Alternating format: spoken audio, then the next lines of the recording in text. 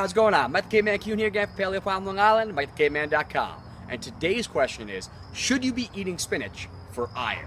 And the answer is, sort of, not really. So iron is an absolutely essential mineral that has roles in the transport of oxygen as a part of hemoglobin, with subsequent effects on energy production. Its deficiency is one of the primary drivers of anemia and is associated with fatigue, muscle weakness, amongst a whole host of other symptoms. It is more common in women, in large part thanks to their menstrual cycle due to the blood loss, with iron loss being concurrent. However, another big problem associated with it is, wait for it, in the gut. The reason being, malabsorption and low stomach acid can lead to deficiencies in iron as well. And those can be the cause and or result of gut dysbiosis, intestinal permeability. It goes both ways. Iron deficiency is both a driver and a result of gastrointestinal problems. But of course, simply inadequate dietary intake of iron is another major driver. So what are some of the best sources of iron? Strong to the finish, 'cause I eats me spinach. I'm Popeye the Sailor Man. Well, Popeye, there are two main types of iron. There's non-heme iron and there's heme iron. Non-heme iron is a type that is predominantly found in plants, whereas heme iron is found in animals. And you're right, in terms of absolute non-heme iron content, spinach actually is a pretty solid source. I'm not going to need you anymore. But in terms of nutrient density, on a milligram per calorie basis, herbs and spices like cumin, parsley, and thyme, along with turmeric, oregano, and basil, round out the top in terms of some of the best dietary sources of non-heme iron. Interesting side note, similar to potassium and vitamin C, beet greens are a surprisingly nutrient-dense food. But one other excellent plant-based source is actually dark chocolate, so go eating evolved. However, we have to be aware of the fact that the iron found in plants, that non-heme iron, is both less bioavailable and more susceptible to loss during cooking. So, if you're looking to get the most iron out of that spinach, you're not going to want to boil it to death.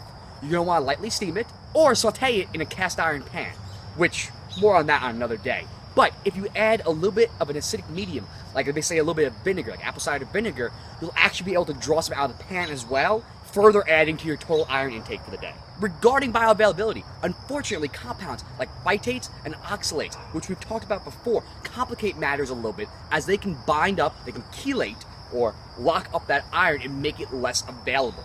However, the aforementioned cooking methods, particularly when paired with vitamin C or other acids, can help improve their absorption rate. But if you are really concerned about getting in enough iron, what you're going to want to do is take that spinach, you're going to want to add those herbs and spices we mentioned before, you're going to want to add some acid and or vitamin C, and you're going to want to put on top of that some quality animals. That's right, the non-heme iron found in those animals will actually improve the absorption, the bioavailability of that non-heme iron. The reason being is threefold. One, that non-heme iron is more bioavailable in and of itself.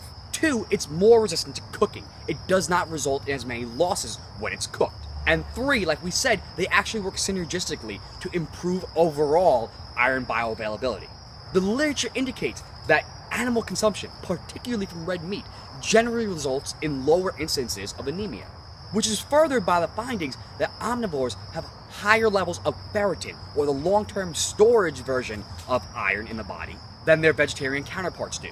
So what would be the best sources of heme iron? Because obviously it's coming from animals, but the absolute best sources, oysters, beef liver, and just beef in general for those of you who are a little more squeamish. But your biggest takeaways for today are, if you are concerned about your iron, you're gonna want to eat a diverse, real food diet. Sorry, Popeye, spinach just isn't going to cut it alone. Getting in quality sources of animals, grass-fed meats, particularly their organs, wild-caught fish. On top of that, add in some herbs and spices. From there, get in some green leafy vegetables. Make sure you're preparing them properly. Add in some acids, particularly vitamin C, and have the occasional dark chocolate on the side. Now, if you are someone who absolutely refuses to eat animals, and for whatever reason are of the plant-based bent, it would behoove you to follow the last portion of that to a T. Make sure you're getting in those herbs, those greens, that vitamin C, and that chocolate. But all of your non-heme iron sources should be prepared properly through cooking, soaking, sprouting, and or fermenting. But if you want some more information on the importance of vitamin C beyond just helping out with the absorption of non-heme iron, take a look at this video over here. And if you want some more information on that other excellent source of non-heme iron, that chocolate, make sure to check out this video over here on what can we do about our sweet tooth. And if you want more information on vegetarian diets and what their issues can be, well, take a look at these videos over here and here over on Are Humans Designed to Be Vegetarian and Are Humans Beyond Meat.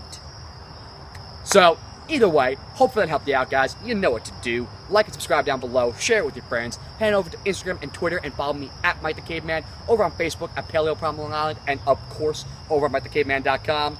That being said, go have a wonderful rest of your day. Go have some spinach. Add some vitamin C. Make a little citrus. Squeeze some lemon on it. Good idea. Please eat some meat. Whatever. I'll see you tomorrow.